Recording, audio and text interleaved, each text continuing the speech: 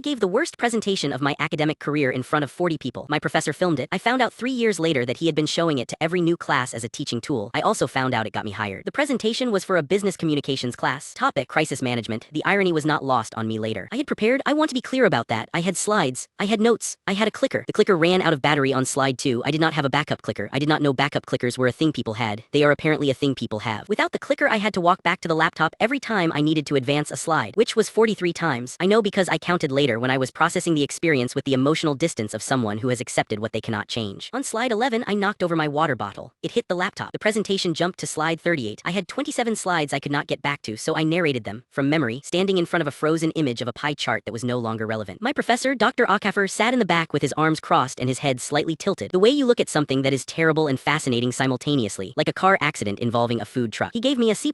He also asked if he could keep the recording for educational purposes. I said yes because I was too tired to say no. 3 years later, I interviewed at a crisis communications firm. The hiring manager mid-interview leaned forward and said, "Did you study under Professor Akaffer at State?" I said yes. He said, "He shows your presentation every semester. The one with the pie chart. He calls it the best example of real-time adaptation under pressure he has ever recorded." I got the job. I called Dr. Akaffer that evening. He picked up on the second ring. He said, "I was wondering when you'd call." He had been showing that presentation for 3 years. He had never once mentioned it to me. He just waited. I don't know if that's mentorship or a long game. Probably both. What's the worst thing you've ever done that someone else decided was actually impressive?